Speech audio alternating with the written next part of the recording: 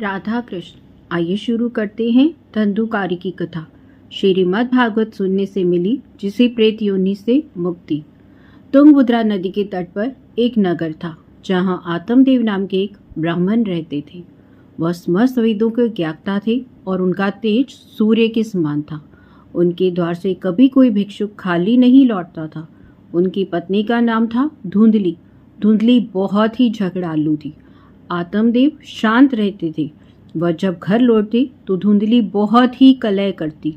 अब आत्मदेव वृद्ध होते जा रहे थे, परंतु उनके कोई संतान का सुख नहीं था। खूब दान पुण्य किया, फिर भी संतान का सुख नहीं मिला। आत्मदेव इस चिंता में डूब गए। संतान ना हुई तो उनका पिंडदान कौन करेगा। उन्होंने हर संभव प्रयास किया, लेकिन सब व्यर्थ रहा। एक दिन आत्मदेव जी ने सोचा वह जंगल में जाकर प्राण त्याग देंगे। घर में कलह रहता है, पुत्र है नहीं, जीवन व्यर्थ लगने लगा है। एक महान संत को उन्होंने सरोवर के किनारे देखा तो उन्हें साष्टांग प्रणाम किया, हाथ जोड़कर खड़े हो गए। संत ने कहा, क्या बात है, किस चिंता में हो? देखने में तो तुम ब्राह्मण लगते हो, चेहरे पर तेज भी बहुत है, फिर इतने दुखी क्यों दिखाई दे रहे हो? आत्मदेव ने कहा, महाराज जी, मैं अपने जीवन से निराश हो चुका हूँ। मेरे पास ना तो स्त्री का कोई सुख है और ना ही मुझे संतान की प्राप्ति हुई है। बताइए इस जीवन का क्या करूं? मैं तो जंगल में अपने प्राण त्यागने आया हूं। सुनकर संत ने दिव्य दृष्टि से देखा और कहा, तुम्हारे भाग्य में इस जन्म में तो क्या, अगले 7 जन्म तक संतान का सुख नहीं है। भजन करो, संतान की इच्छा त्याग दो। आत्मदेव ने कहा, मुझे उपदेश की आवश्यकता नहीं है। अगर पुत्र नहीं मिला तो मैं अपने प्राण त्याग दूंगा। मेरे पितरों को कौन पिंडदान देगा? आत्मदेव जी ने उनसे बार बार आग्रह किया, मुझ पर कोई कृपा कीजिए। संत ने कहा, विधाता का लेख कोई मिटा तो नहीं सकता, फिर भी तुम्हारी प्रार्थना को देखकर मैं अगर कुछ कर सकता हूँ तो जरूर करूँगा। संत ने अपने योग बल से एक फल प्रकट किया और आत्मदेव जी को दे दिया। कहा, इसे अपनी स्त्री को खिला देना, तुम्हारे घर पुत्र होगा। ये सुनकर आत्मदेव जी बहुत प्रसन्न हुए और वह फल लेकर अपने घर पहुंचे। जाकर अपनी पत्नी को दिया, कहा, इसे खा लो, इससे हमारी संतान अवश्य होगी। धुंधली बहुत ही स्वभाव से क्रूर और कुटिल स्त्री थी। उसने अपनी बहन को बुलाया और रोते हुए कहने लगी, बहन, मुझे बहुत चिंता हो रही है। आत्मदेव जी ये फल लाए हैं और कहते हैं इसे खाने से गर्भ ठहरेगा, और मैंने सुना है गर्भ धारण करने के बाद बच्चे के सामने बहुत कष्ट होता है। मैं सब नहीं सहन कर पाऊंगी। बहन ने कहा, तू चिंता मत कर, मैं गर्भवती हूँ।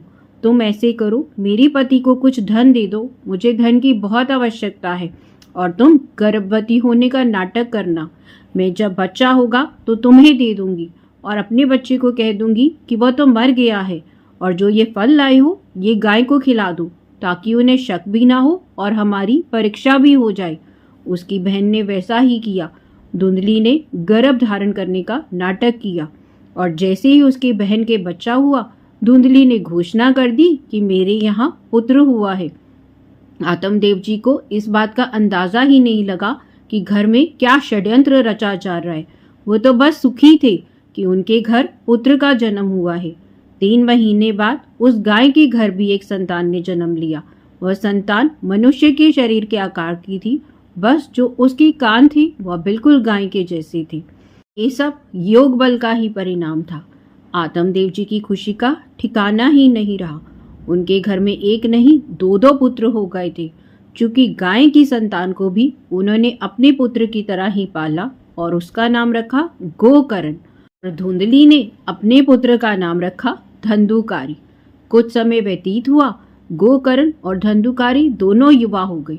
गोकर्ण ने वेदों का ज्ञान प्राप्त किया और धर्म के मार्ग पर चलने लगा। इसके विपरीत धंधुकारी ने अपनी दुष्ट प्रवृत्तियों को बढ़ावा दिया। उसके अंदर पवित्रता का तो नामो निशान ही नहीं था। उसका आचरण अत्यंत बुरा था। वह हमेशा क्रोध में आग बबूला रहता। दी वस्तुओं से वह बहुत प्रेम करता था, हिंसा में लिप्त रहता था। धंधुकारी का स्वभाव बचपन से ही आक्रामक और हिंसक था। चोरी करना, द्वेष करना, दूसरों की संपत्ति को नुकसान पहुंचाना, ये तो उसका रोजमर्रा का काम था। धीरे धीरे अब उसने मांस खाना भी शुरू कर दिया था। संगति दिन ब दिन और भी खराब होती जा रही थी। घर की सारी संपत्ति उसने जुए में लुटा दी थी। आत्मदेव जी ने धंधुकारी से कहा, तुम्हारे आचरण इतने दुष्ट हो गए हैं कि ऐसा लगता है सर्वनाश करने के लिए ही जन्म लिया है। इस पर धंधुकारी बहुत क्रोधित हो गया और उसने आत्मदेव की ही पिटाई करनी शुरू कर दी। आत्मदेव जी को संत की बात याद आ गई कि तुम्हारे भाग्य में संतान का सुख नहीं है। आत्मदेव जी को पिटते देख धंधुकारी की माँ धुंधली ने अपने पति को बचाने की सोची, लेकिन धंधुकारी ने अपनी माँ को भी पीट दिया। धंधुकारी ने घर की सारी संपत्ति, जेवर, यहाँ तक कि बर्तन भी बेच दिए थे। सब कुछ वेश्याओं पर लुटाया था। खाने के लिए कुछ भी नहीं बचा था। धुंधली रो रो कर कहने लगी सी, इससे तो अच्छा होता मैं बांझ ही रह जाती। अब मैं कहाँ जाऊं, किससे मदद मांगू, कौन विपदा में मेरा साथ देगा। धंधुकारी हमें रोज पीटता है। आत्मदेव बैठे बैठे रो रो कर सोचने लगे, काश मैं संत की बात मान लेता। तभी गोकर्ण जी आए और बोले, पिताजी, आप जैसे विद्वान के लिए इस प्रकार शोक करना उचित नहीं है। आप तो शास्त्रों के ज्ञाता हैं, फिर इस रोप मोह में फंसकर एक अज्ञानी की तरह क्यों रो रहे हैं। संसार के बंधनों को छोड़िए और भगवान का चिंतन कीजिए। गोकर्ण के वचन सुनकर आत्मदेव जी वन में जाने के लिए सहमत हो गए। उन्होंने कहा, मुझे समझ में नहीं आता, भगवान की प्राप्ति कैसे करूं। गोकर्ण जी ने उत्तर दिया, संतों की सेवा करो। संतों के संग से, उनकी कृपा से आपको भगवान की प्राप्ति होगी। भगवान की कथाएं सुने, उनकी लीलाएं सुने। ये मार्ग आपको नित्य भगवत धाम की प्राप्ति कराएगा। आत्मदेव जी घर छोड़कर वन की यात्रा के लिए निकल गए। दिन रात भगवान का चिंतन करती, निरंतर जाप करती, अपने किए बुरे कामों के लिए माफी मांगती। इनके इस तप और भक्ति के प्रभाव से इनको श्री कृष्ण की प्राप्ति हुई और ये उन्हें सब मिला था गोकर्ण के उपदेश के कारण। जब आत्मदेव जी वन में चले गए तब धंधुकारी को अधिक स्वतंत्रता मिल गई। उसने अपनी क्रूरता और बढ़ा दी। एक दिन धुंधली को बेरहमी से डंडे से मारने लगा। बता, धन कहाँ छिपाया है। धंधुकारी ने जितना भी धन बचा था सब लूट चुका था। उसने जलती हुई लकड़ी से धुंधली को मारा और फिर पूछता गया, बता और धन कहाँ रखा है। वह रोज रोज की मार से तंग आ चुकी थी, इसलिए उसने कुएं में कूदकर आत्महत्या कर ली। धुंधली दुर्गति को प्राप्त हुई और आत्मदेव जी को भगवान कृष्ण की। गोकर्ण ने जब देखा धंधुकारी का आंधक बढ़ता जा रहा है तो वह सब कुछ छोड़कर उदासीन भाव से तीर्थ यात्रा करने के लिए निकल गया। धंधुकारी अब 5 वेश्याओं के साथ रहने लगा। उन्हें चोरी छुपे पशुओं का मांस खाता और उनकी इच्छाएं पूरी करने के लिए चोरी करता था। उन वेश्याओं ने कहा, तुमने हमें आज तक हार नहीं पहनाया। धंधुकारी ने हार लाने का वादा कर दिया और चोरी करने का प्रयास शुरू कर दिया। जब वेश्याओं ने देखा कि धंधुकारी रोज चोरी करता है और हार लाने के लिए इतना धन इकट्ठा कर रहा है तो उन्हें भय हुआ कि हम पकड़े ना जाएं। सोचा, यदि पकड़े गए तो राजा उन्हें फांसी दे देगा और उसके साथ साथ हम सब भी फांसी पर लटक जाएंगे। ये सोचकर मरना तो तय है ही, क्यों ना धंधुकारी को ही मार दिया जाए। इस प्रकार उन सब ने मिलकर धंधुकारी को ही मार दिया। वेश्याओं ने उसके शरीर को घर के पीछे खड्डा खोदकर दबा दिया और सारा धन लेकर भाग गई। धंधुकारी की आत्मा को प्रेत योनि प्राप्त हुई। अब वह भयंकर भवंडर के रूप में 10 दिशाओं में भटकने लगा। जब गोकर्ण तीर्थ से वापस लौटे तो उन्हें पता चला धंधुकारी की हत्या हो गई है। उन्होंने उसकी आत्मा की शांति के लिए पिंडदान किया, तीर्थों में मंत्र अनुष्ठान कराए। गोकर्ण जी अपने पिता आत्मदेव के घर लौटे और उन्होंने महसूस किया धंधुकारी की आत्मा जो प्रेत बन चुकी है वह यहीं मंडरा रही है। धंधुकारी ने गोकर्ण को देखते ही प्रकट होकर उसके सामने मदद की गुहार लगाई। कहा, वह पहले भेड़ के रूप में आया, फिर भैंसे के और अंत में इंद्र का रूप धारण किया। गोकर्ण जी ज्ञानी महात्मा थे, तुरंत समझ गए ये तो प्रेत आत्मा है क्योंकि ये विचित्र रूप धारण कर रहा है। उन्होंने बिना डरे पूछा, तू कौन है और ये नाटक क्यों कर रहा है? तुझे इस दुर्गति को क्यों प्राप्त होना पड़ा है? प्रेत रूप में धंधुकारी चिल्ला चिल्ला कर रो रहा था, लेकिन एक भी शब्द बोल नहीं पा रहा था। गोकर्ण जी समझ गए भारी पापों के कारण बोलने में असमर्थ है। उन्होंने जल लिया और मंत्रों का जाप कर धंधुकारी पर फेंका, जिससे वह बोलने योग्य हुआ। उसने कहा, भैया मैं आपका भाई धंधुकारी हूँ। मेरी बहुत दुर्गति हो गई है, बहुत भारी कष्ट हो रहा है। मैंने अपने जीवन में बहुत पाप किए थे, अब पश्चाताप कर रहा हूँ। उन वेश्याओं ने मुझे तड़पा तड़पा कर मार डाला और मैं प्रेत योनि में भटक रहा हूँ। भूखा प्यासा अब मैं सहन नहीं कर पा रहा हूँ। आप किसी भी तरह से मेरा उद्धार कीजिए।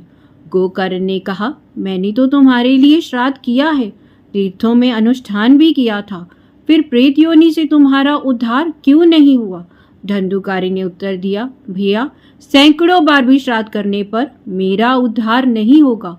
मैं बहुत बड़ा पापी हूँ, मैंने बड़े बड़े पाप किए हैं। गोकर्ण ने कहा, अगर सैकड़ों बार श्राद्ध करने से भी तुम्हें मुक्ति नहीं मिलेगी तो तुम्हारी मुक्ति असंभव है। धंधुकारी ने विनती की, भैया मैं आपके चरणों में पड़ा हूँ, कृपा मेरा उद्धार कीजिए। गोकर्ण ने उसे घर से बाहर निकलने के लिए कहा, तभी इस घर में जाओ और जब मैं बुलाऊं तभी आना। धंधुकारी गोकर्ण की आज्ञा पाकर घर से बाहर चला गया और इधर उधर भटकने लगा। गोकर्ण जी ने रात भर विचार किया, धंधुकारी का उद्धार कैसे किया जाए। सुबह हुई, गोकर्ण जी विद्वानों के पास गए, शास्त्रों का हवाला देकर उपाय सुझाने को कहा, लेकिन उन्हें कोई ठोस हल नहीं मिला। गोकर्ण जी तपस्वी थे, सोचा औरों से पूछने की बजाय सीधा भगवान सूर्य से पूछना चाहिए। अपनी भक्ति और श्रद्धा के साथ उन्होंने मंत्रों का उच्चारण शुरू किया, सूर्य की गति को रोक दिया और उससे पूछा, धंधुकारी का उद्धार कैसे हो सकता है? सूर्यदेव ने गोकर्ण की प्रार्थना सुनी और कहा, श्रीमद् भागवत का नियम पूर्वक 1 सप्ताह तक पाठ कराओ, 7 दिन में उसकी मुक्ति हो जाएगी। सूर्य भगवान की आज्ञा मानते हुए गोकर्ण ने निर्णय लिया, वह स्वयं भागवत की कथा सुनाएंगे और धंधुकारी का उद्धार करेंगे। कथा का समय तय किया गया और जब लोगों ने सुना कि भागवत की कथा सुनने से सारे के सारे पाप नष्ट हो जाते हैं, तो पापी से पापी व्यक्ति और पुण्य आत्मा सभी कथा सुनने आने लगे। गोकर्ण जी ने धंधुकारी को बुलाया और कहा, तू इस 7 गांठ वाले बांस में बैठ जा और कथा सुन। धंधुकारी वायु रूप धारण करके बांस के छिद्र में जाकर बैठ गया। गोकर्ण जी ने एक वैष्णव को मुख्य श्रोता बनाकर स्पष्ट स्वर में भागवत की कथा सुनानी प्रारंभ की। प्रतिदिन शाम की कथा का विश्राम किया जाता और पहले दिन के अंत में बांस की एक गांठ टूट जाती। इस प्रकार हर दिन एक गांठ टूटती गई। 7वें दिन जब 7वीं गांठ फट गई, तब धंधुकारी एक दिव्य स्वरूप में प्रकट हुआ और उसका श्याम वरण था। उसने पीतांबर धारण किया था, तुलसी की माला पहनी थी, सिर पर मनोहर मुकुट, कानों में कुंडल। गोकर्ण के सामने आया और प्रणाम करके बोला, मैं प्रेत योनि से मुक्त हो गया हूँ, मैं भगवत पार्षद बन गया हूँ। सभी ये दृश्य देखकर जय घोष करने लगे। तभी एक दिव्य विमान आया। भगवान श्री कृष्ण के पार्षदों ने कहा, धंधुकारी आओ। धंधुकारी दिव्य विमान पर बैठ गया और जब वह विमान पर बैठकर जाने लगा तो गोकर्ण जी से उसे रोकते हुए कहा, रुको, ये क्या, कथा तो हजारों ने सुनी है, तो 1000 विमान आने चाहिए थे, सबको लेकर जाना चाहिए था, क्योंकि मैंने तो सबके लिए समान रूप से कथा सुनाई थी और सबने ध्यान से सुनी थी। भगवान पार्षदों ने उत्तर दिया, गोकर्ण जी, आपकी सुनाने में कोई भेद नहीं था, परंतु सुनने में भेद हो गया। धंधुकारी ने उपवास करते हुए बिना खाए पिए कथा का श्रवण और मनन किया। उसने दिन रात कथा का ही चिंतन किया, इसीलिए वह परम पद का अधिकारी बन गया। बाकी लोग कथा सुनते थे, सुनकर चले जाते थे और उसका मनन नहीं करते थे, इसीलिए उनका उद्धार नहीं हो सका। ये कहकर विमान चला गया। गोकर्ण जी ने सभी श्रोताओं से कहा, जब तक मैं आप सबको विमान पर बैठाकर परम धाम नहीं भेजूंगा, मुझे चैन नहीं मिलेगा। सावन के महीने में हम फिर से अनुष्ठान करेंगे। सब लोग आओ, कथा सुनो और नियमों का पालन करो, मनन करो।